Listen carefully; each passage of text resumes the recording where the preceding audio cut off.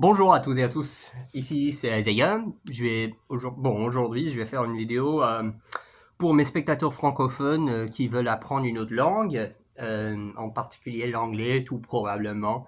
Bon, tout le monde sait que les Français ont du mal à apprendre des autres langues.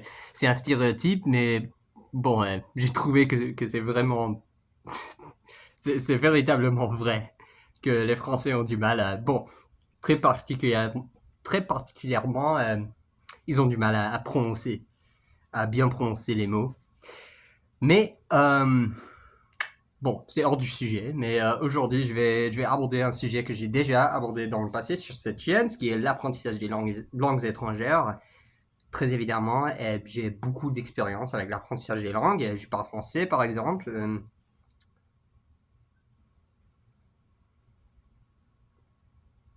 Et ça m'a rendu un petit peu plus français.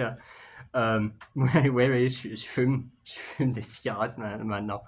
Euh, mais bon, aujourd'hui j'ai créé un short YouTube en anglais dans lequel j'ai donné des astuces pour apprendre n'importe quelle langue.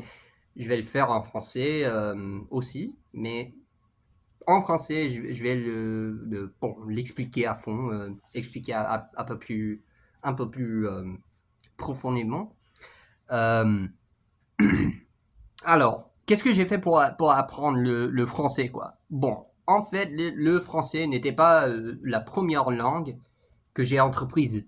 Non, c'était l'espagnol au lycée. Euh,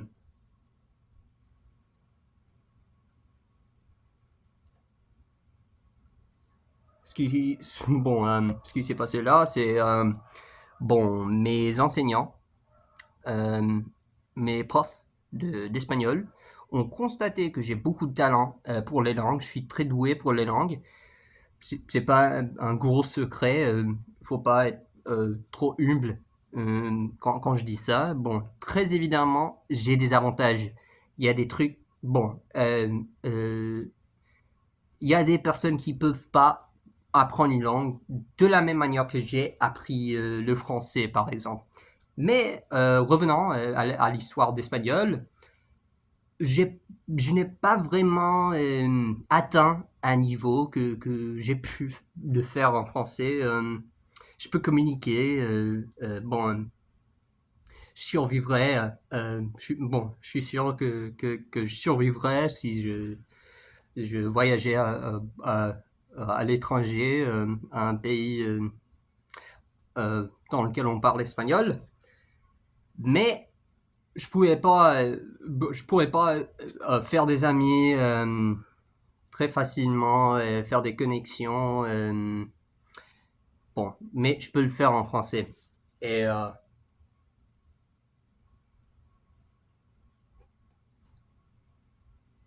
après ça, j'ai commencé mon apprentissage du japonais. Le japonais est vraiment, vraiment super difficile. Et faut pas le dire. Oui, très évidemment, j'ai eu beaucoup de mal à bien apprendre le japonais. Je peux pas vraiment communiquer comme je peux en français ou ni en espagnol. Euh, mais je peux faire des trucs. Bon, je peux suivre des films. Bon, en français, je peux suivre des films entiers sans sous-titres sans problème. C'est pas le cas pour le japonais. Mais en tout cas, je vais donner des astuces.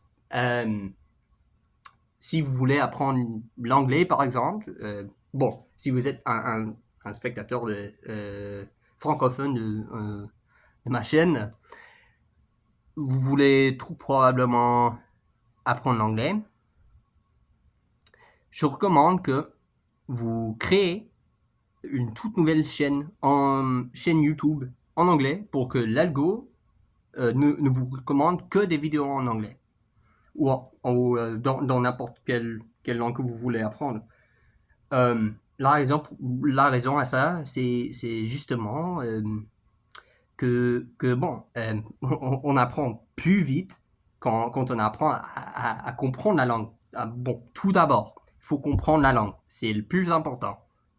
l'aspect, bon, le plus vital pour l'apprentissage de n'importe quelle langue, peu importe ton talent pour les langues, oui. Euh, En plus de ça, bon, lire. Il faut apprendre à lire.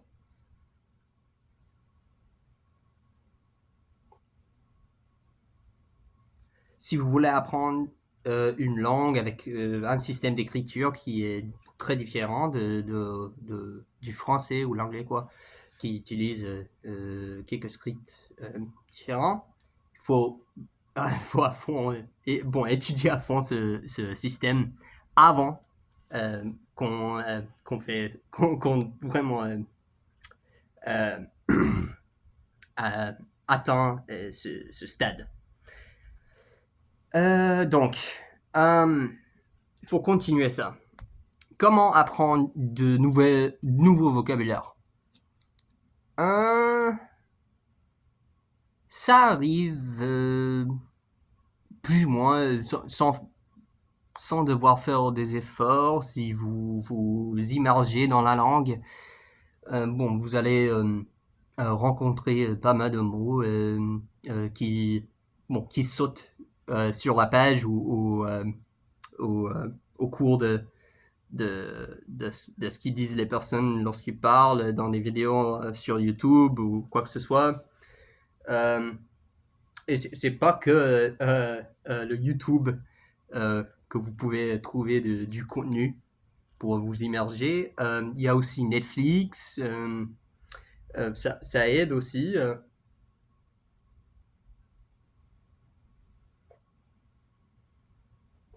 L'important, c'est l'immersion. L'immersion est vitale. Euh, et le fait de parler.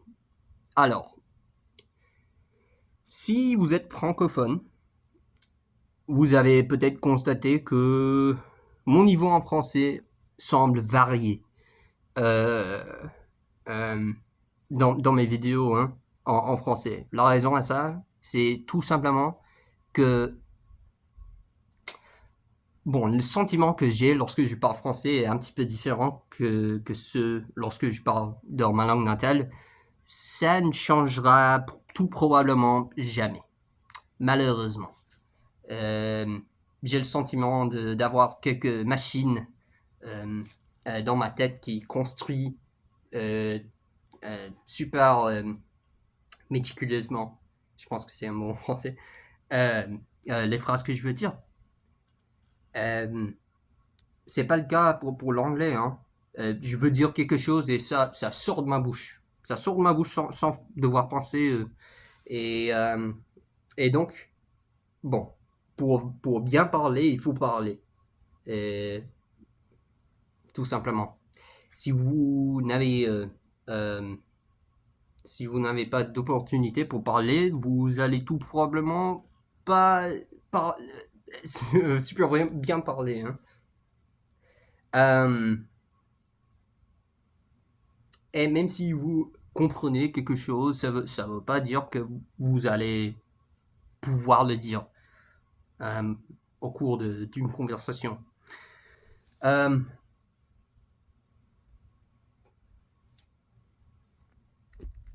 donc, plus vous parlez, plus vous parlez bien. Euh, mais le plus important, c'est bon, la compréhension.